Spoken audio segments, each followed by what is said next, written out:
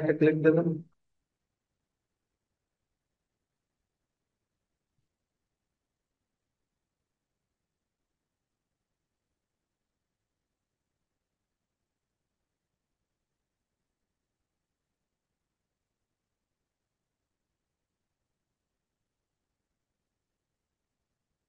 আসসালামু আলাইকুম।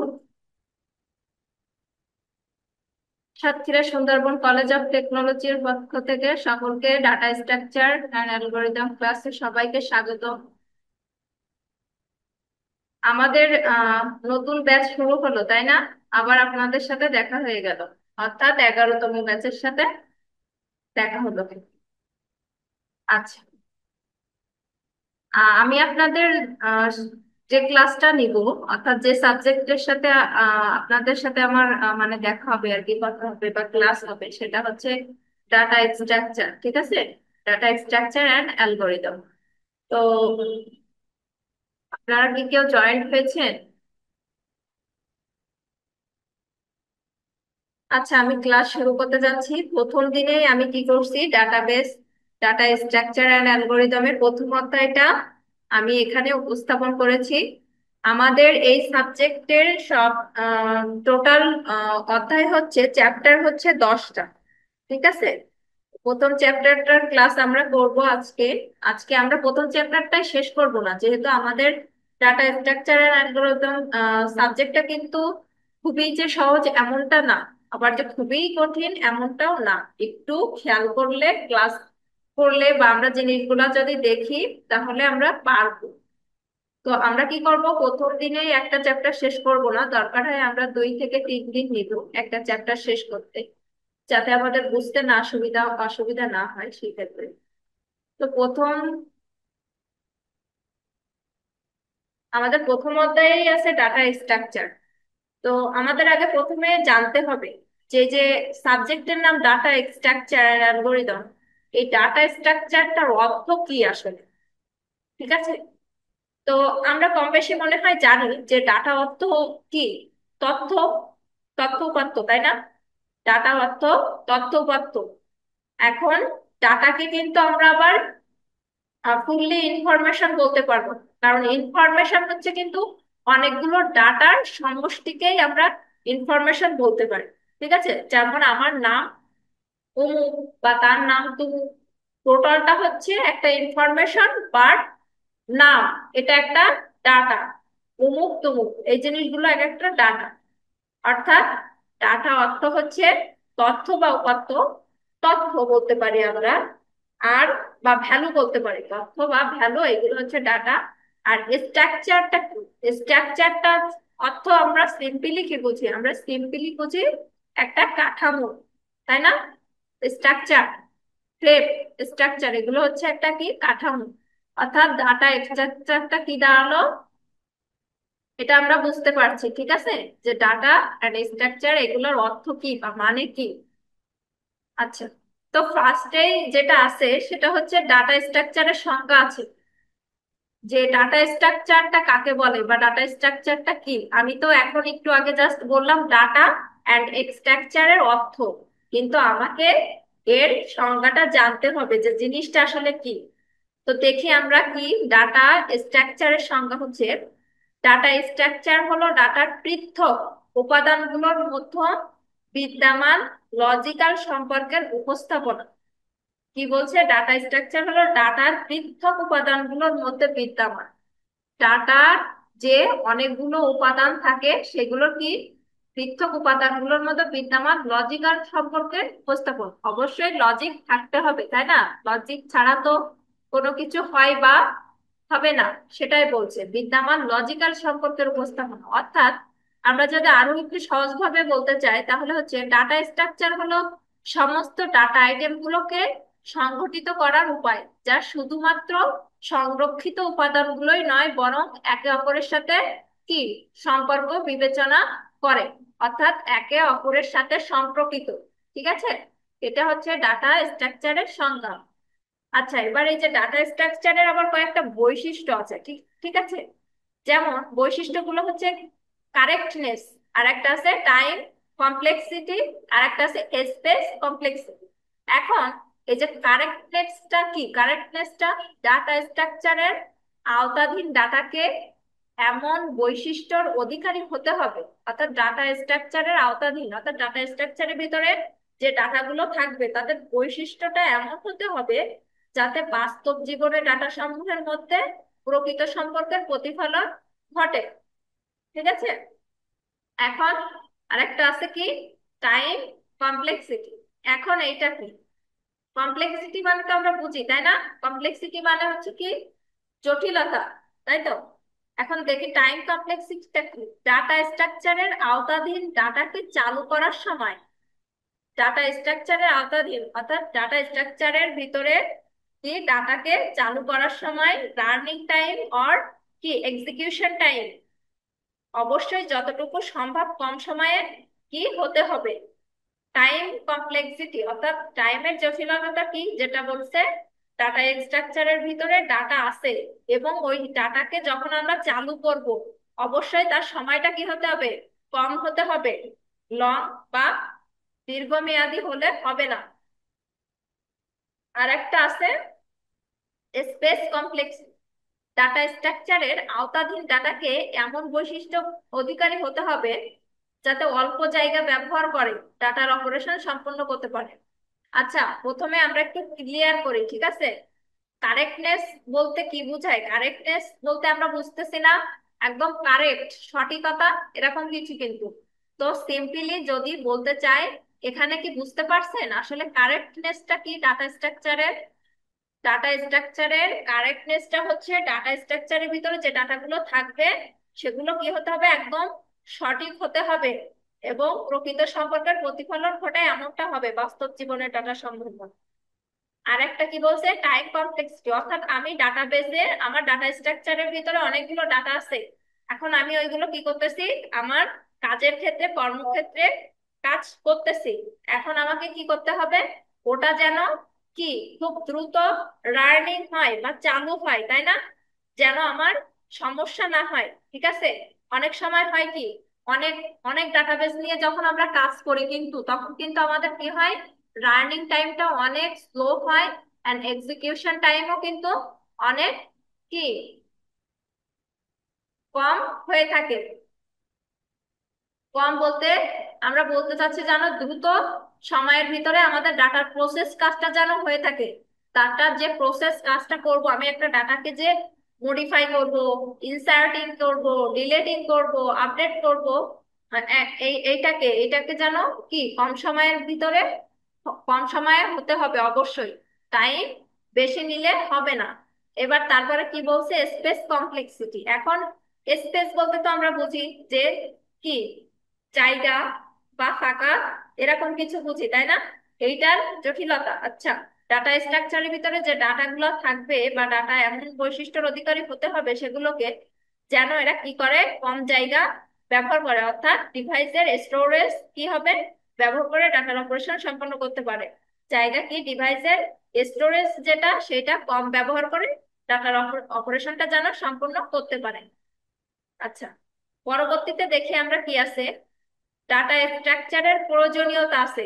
আসলে ডাটা স্ট্রাকচার যে আহ আমরা যে ক্লাসটা করতেছি এখন, এই ডাটা স্ট্রাকচারের কি প্রয়োজনীয়তা আছে, আমরা কি এমনি এমনি ক্লাস করব বা শিখবো বা জানবো, ডাটা স্ট্রাকচারের অবশ্যই যে প্রয়োজনীয়তা গুলো আছে সেগুলো আমাদেরকে একটু দেখতে হবে বা জানতে হবে। তো দেখি আমরা আসলে এগুলো কোন কোন ধরনের ইসে লাগে। প্রতিনিয়ত অ্যাপ্লিকেশন বৃদ্ধি পাচ্ছে এবং সাথে ডাটার পরিমাণও বৃদ্ধি পাচ্ছে, যার দারুণ তিনটি কমন, ঠিক আছে, দারুণ তিনটি কমন সমস্যা আজকাল দেখা দিচ্ছে। যেমন একটা কি ডাটা সার্চ, আর কি আছে প্রসেসর স্পিড, আর একটা আছে ম্যানিফোল্ড রিকোয়েস্ট। ঠিক আছে, মাল্টিপল মাল্টিপল রিকোয়েস্ট আছে। ঠিক আছে, একটা আছে ডাটা সার্চ। ধরি একটি কোম্পানি, ডাটা সার্চটা কি, ডাটা সার্চ জিনিসটা কি, ধরি একটা কোম্পানির স্টোরে ইনভেন্টরি ডাটাবেজে 1 মিলিয়ন আইটেম রয়েছে। 1 মিলিয়ন আইটেম থেকে কোনো একটি নির্দিষ্ট আইটেমের অবস্থা জানার জন্য বা ওই আইটেমকে খুঁজে বের করার স্বাভাবিক নিয়ম অনেক কঠিন, কিন্তু ডাটা স্ট্রাকচারের মাধ্যমে আমরা কি করতে পারবো, ওই ডাটাটা খুব সহজে খুঁজে বের করে আনতে পারবো এবং ওইটার আমরা কাজও করতে পারবো, তাই তো নাকি। অর্থাৎ ডাটা স্ট্রাকচারে ডাটা সার্চ এর কাজটা কি? ডাটা সার্চ এর কাজটা হচ্ছে বিভিন্ন ধরনের বড় বড় মাল্টি ন্যাশনাল যে কোম্পানিগুলো আছে, সেখানে দেখা যাচ্ছে আমাদের হিউজ ডাটা থাকে, তাই না? যে সমস্ত এমপ্লয়িরা বিভিন্ন কোম্পানিতে জব করে, দেখা যাচ্ছে একটা কোম্পানিতে 1,000 এমপ্লয়ি আছে, এন্ড তাদের কি 1 মিলিয়ন আইটেমের ডাটা রয়েছে, এবং সেটা বিভিন্ন ধরনের ডাটা রয়েছে এমপ্লয়ীদের। এখন ওই ডাটা আমাকে কি করতে হবে? ওই ডাটাকে আমাকে মডিফাই করতে হবে, দেন ওই ডাটাতে আমার কাজ করতে হবে, বা ওই ডাটাটা আমার খুঁজে বের করতে হবে অমুক এক কোম্পানির কি ওই ব্যক্তির ডাটাটা আমার লাগবে। সেই ক্ষেত্রে আমরা খুব সহজে কোনটা ডাটা সার্চ এর মাধ্যমে কাজটা করে ফেলতে পারবো খুব ইজিলি। ঠিক আছে, এবার আসি প্রসেসর স্পিড।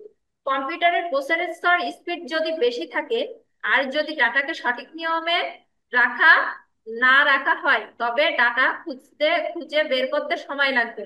অর্থাৎ দেখা যাচ্ছে আমি যেটা বললাম যে একটা কোম্পানিতে 4,000 এমপ্লয়ি জব করে, এন্ড সেখানে 1 মিলিয়ন ডাটা রয়েছে, ডাটাগুলো বিভিন্ন আইটেমের।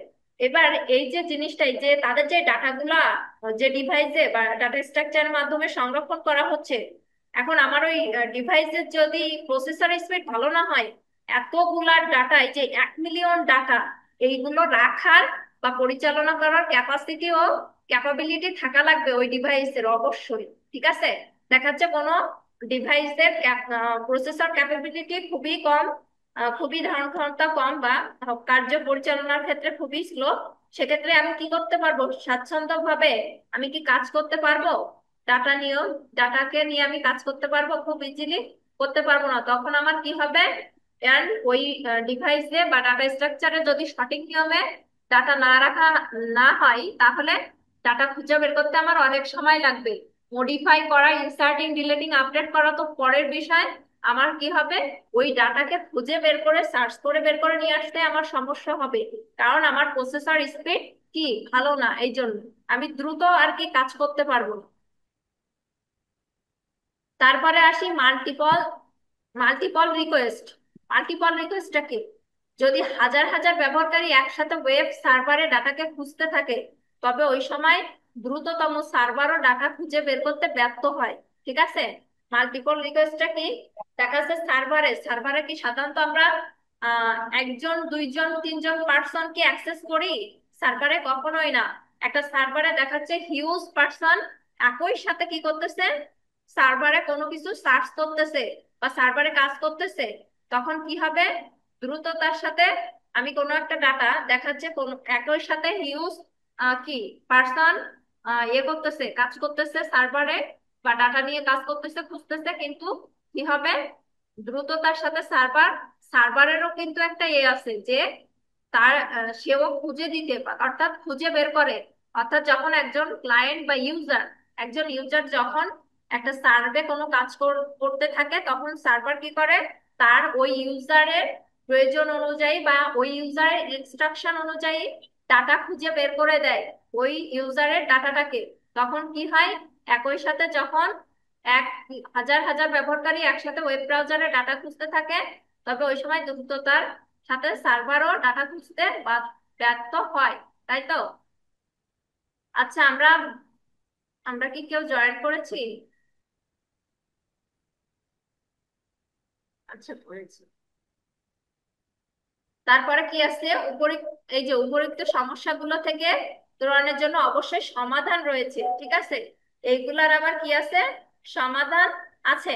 এই যে আমরা কিছু কিছু জিনিস দেখে আসলাম না এখানে, কতগুলো সমস্যা দেখে আসলাম তো, ডাটা সার্চের, প্রসেসর স্পিডের, মাল্টিপল রিকোয়েস্টের। এইগুলো সমস্যা সমাধানের আর একটা উপায় আছে। ঠিক আছে, আর সেগুলো কি? ডাটাগুলোকে কি করতে হবে? ডাটা স্ট্রাকচারে ডাটাগুলোকে সুন্দরভাবে সংরক্ষণ করতে হবে, আর ডাটাগুলোকে এমন ভাবে সুন্দরভাবে সাজিয়ে গুজিয়ে রাখতে হবে যেন আমরা দ্রুততার সাথে ডাটা সার্চ করে বের করে এনে ওইটাকে মডিফাই করতে পারি, অর্থাৎ ইনসার্টিং, ডিলিটিং, আপডেটিং এগুলা করতে পারি। সেই ওয়েটা বা প্রসেসটা আমরা একটু দেখে আসি কেমন হয় আসলে। আচ্ছা, এইখানে এই যে এই জিনিসটা আমরা এখন ফলো করব। ঠিক আছে, এটা ডাটা স্ট্রাকচারের প্রকারভেদ। ডাটা স্ট্রাকচারের প্রকারভেদ, এটা কয় প্রকার বা কি কি এই জিনিসগুলো দেখবো। ডাটা স্ট্রাকচারকে প্রধানত দুই ভাগে ভাগ করা হয়, একটা হচ্ছে প্রিমিটিভ, একটা হচ্ছে কি প্রিমিটিভ, আর একটা হচ্ছে নন প্রিমিটিভ। এখন প্রিমিটিভ এর ভিতরে কোন ডাটাগুলো আছে? ইন্টিজার ডাটা আছে, ক্যারেক্টার ডাটা আছে, বুল ডাটা আছে, ফ্লোট ডাটা আছে, পয়েন্টার ডাটা আছে।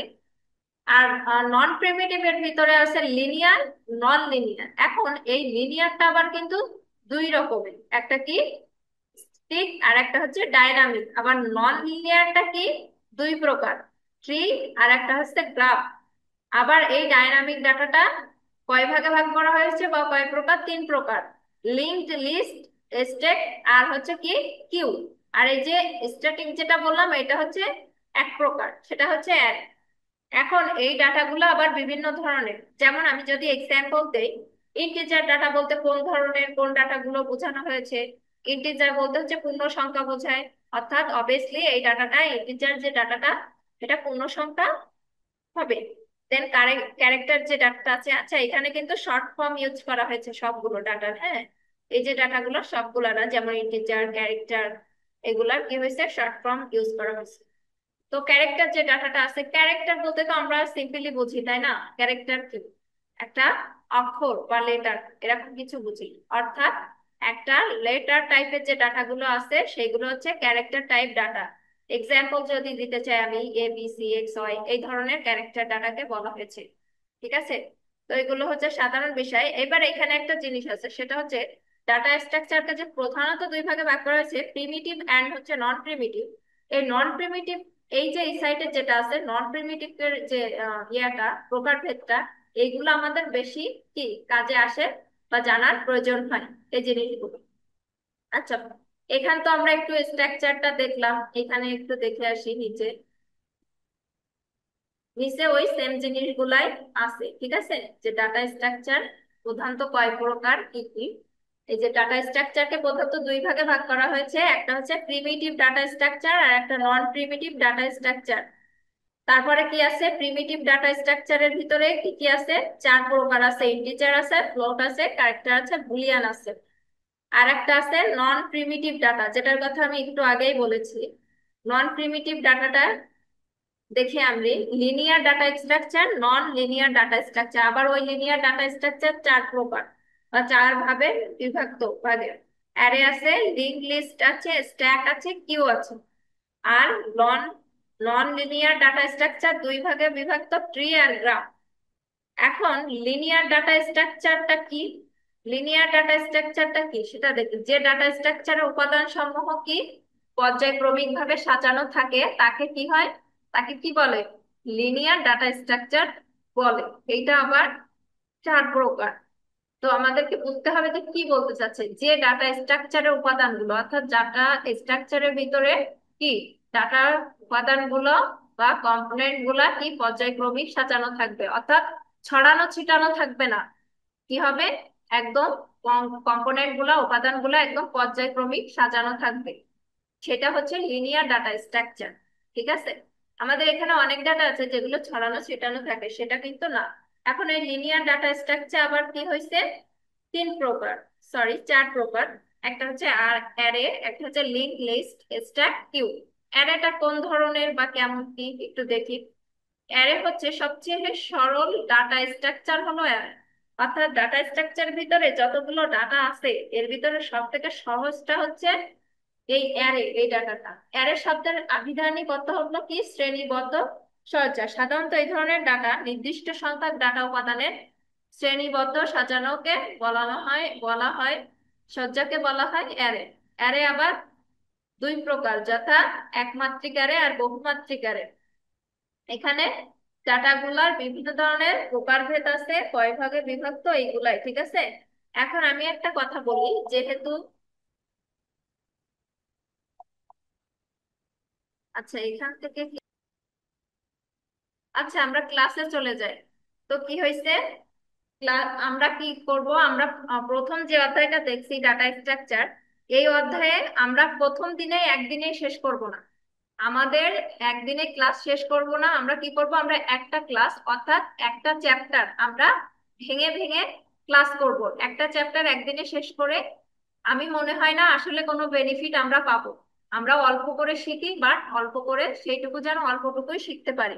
সেক্ষেত্রে আমরা কি করব, একটা ক্লাসটাকে আমরা কি করলাম, একটা চ্যাপ্টারকে আমরা কি করলাম, আমরা 2 দিনে বা 3 দিনে ভাগ করে নিয়ে ক্লাসটা কমপ্লিট করলাম, অর্থাৎ চ্যাপ্টারটা কমপ্লিট করলাম। ঠিক আছে, এখানে প্রায় 6-7টা প্রেজেন্টেশন স্লাইড আছে, তো দেখাচ্ছে আমরা আজকে 3 নাম্বার স্লাইড পর্যন্ত কমপ্লিট করব, এই পর্যন্ত।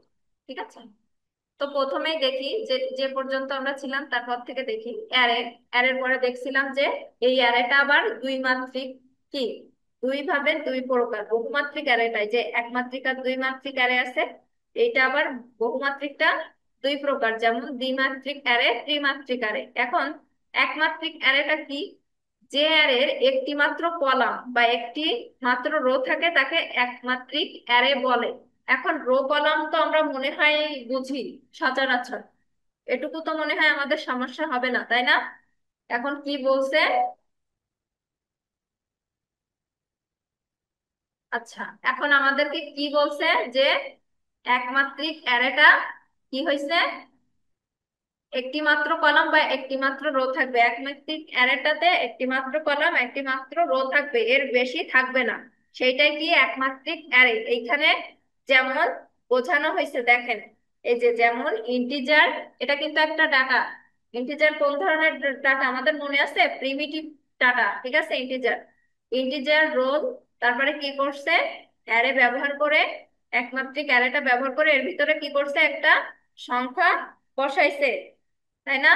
এবার দেখি দ্বিমাত্রিক অ্যারে, যে অ্যারের একাধিক কলাম ও একাধিক রো থাকে তাকে কি বলে, দ্বিমাত্রিক অ্যারে বলে। যেমন ইন্টিজার রোল, এটা কি করছে, ডাবল, এখানে একটা অ্যারে ইউজ করে একটা কি লিখছে, ইন্টিজার টাইপের ডাটা দিয়েছে, আবার এইখানে আবার একটা অ্যারে ব্যবহার করে ইন্টিজার ডাটা দিয়েছে। তো এই জিনিসটাই বুঝতে হবে যে আসলে একমাত্রিক অ্যারেটা কি আর দ্বিমাত্রিক অ্যারেটা কেমন হয়। ঠিক আছে, সেম জিনিস দেখেন, এখানে ইন্টিজার রোল কল করছে, এবার ইন্টিজার ডাটা, এখানে একটা ইন্টিজার ডাটা দিয়েছে অ্যারের ভিতরে, সেম এটাও ইন্টিজার, ইন্টিজার টাইপের দুইটা ডাটা দিয়েছে এবং কি করছে, দুইবার অ্যারে ইউজ করছে। এবার ত্রিমাত্রিক অ্যারেটা কি, মূলত ত্রিমাত্রিক অ্যারে হলো কি, হলো অ্যারে, অ্যারে এই যে দেখো, দেখেন এখানে কি আছে, ইন্টিজার রোল বলে, এখানে কি করছে, ত্রিমাত্রিক অ্যারের ক্ষেত্রে কি হয়েছে, 3টা ইন্টিজার টাইপের ডাটা নিয়েছে এবং যেটা কি অ্যারের ভিতরে কি শ্রেণীবদ্ধ, তাই না, সীমাবদ্ধ। এই যে প্রথম 4 বলে যে ডাটাটা নিয়েছে সেটাও একটা অ্যারের ভিতরে সীমাবদ্ধ, 3 যে ইন্টিজার ডাটাটা নিয়েছে সেটাও একটা অ্যারের ভিতরে সীমাবদ্ধ, অ্যান্ড লাস্টে হচ্ছে কি 2, যে ইন্টিজার ডাটাটা নিয়েছে সেটাও অ্যারের ভিতরে সীমাবদ্ধ। তো এগুলো বুঝতে হবে যে একমাত্রিক অ্যারেটা কোন ধরনের, দ্বিমাত্রিক অ্যারেটা কোন ধরনের, তিনমাত্রিক অ্যারেটা কোন ধরনের। ঠিক আছে, তো এতটুকু আমরা যদি বুঝে থাকি তাহলে তো ফাইন। এইবার আমরা কি করব, এখানে আমার কয়টা স্লাইড আছে আমি দেখি, এখানে 6টা স্লাইড আছে। তো 6টা স্লাইড আমরা একদিনে শেষ করব না, আমরা পরের দিন, আমাদের তো 3টা স্লাইড মনে হয় আজকে আমরা একটু দেখলাম বুঝলাম, এই চ্যাপ্টারের এই যে ডাটা স্ট্রাকচারের এই চ্যাপ্টারটা বুঝলাম, প্রথম চ্যাপ্টারটা। পরের দিন আমরা 4 নাম্বার স্লাইড এন্ড 5 নাম্বার স্লাইডটা কি করব, সলভ করব। আজকে আমরা এই পর্যন্ত,